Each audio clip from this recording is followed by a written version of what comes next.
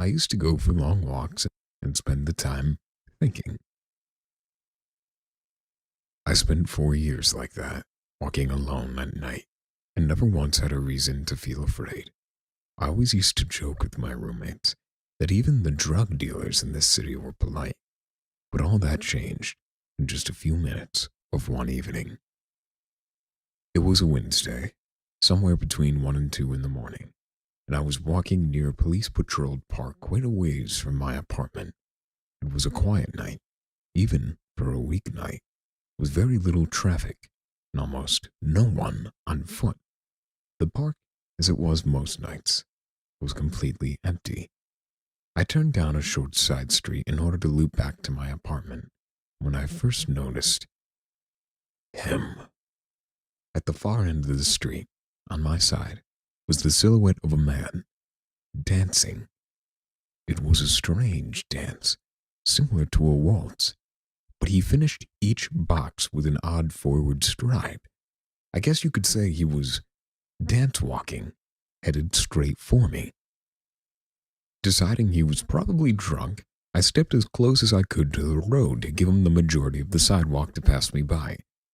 The closer he got, the more I realized how gracefully he was moving. He was very tall and lanky and wearing an old suit. He danced closer still until I could make out his face. His eyes were open wide and wild, head tilted back slightly, looking off at the sky. His mouth was formed in a painfully wide cartoon of a smile. Between his eyes and the smile, I decided to cross the street before he danced any closer. I took my eyes off him to cross the empty street. As I reached the other side, I glanced back, and then stopped dead in my tracks. He had stopped dancing and was standing with one foot in the street, perfectly parallel to me. He was facing me, but was looking skyward, smile still wide on his lips. I was completely and utterly unnerved by this. I started walking again, but kept my eyes on the man. He didn't move.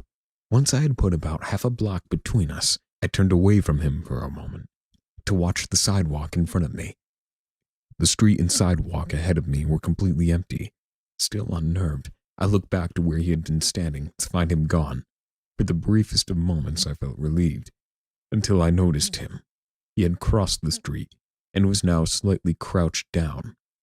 I couldn't tell for sure due to the distance and the shadows, but I was certain he was facing me. I had looked away from him for no more than 10 seconds, so it was clear that he had moved fast. I was so shocked that I stood there for some time, staring at him. And then he started moving towards me again.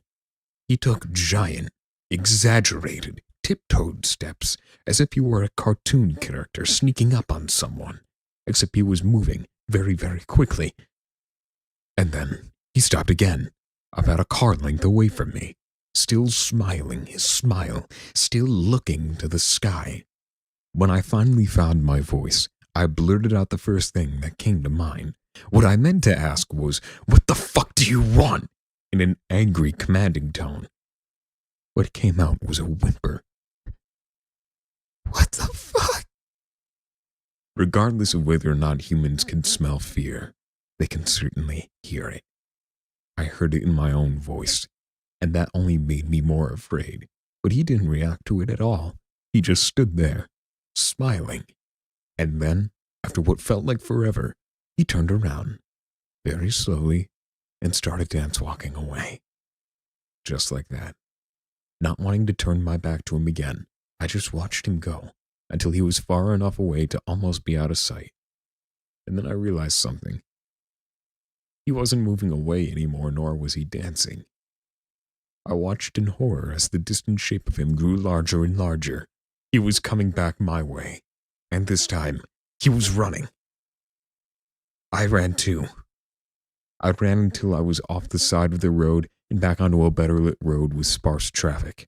Looking behind me then, he was nowhere to be found. The rest of the way home, I kept glancing over my shoulder, always expecting to see his stupid smile. He was never there. I lived in that city for 6 months after that night, and I never went out for another walk. There was something about his face that had always haunted me. He didn't look drunk. He didn't look high.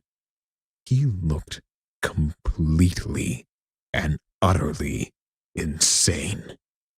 And that's a very, very scary thing to see. But there's one sound that no one knows. What does the fox say? A ring-a-ding-ding. A ring-a-ding-ding. And then the penguin did his penguin thing. Nintendo.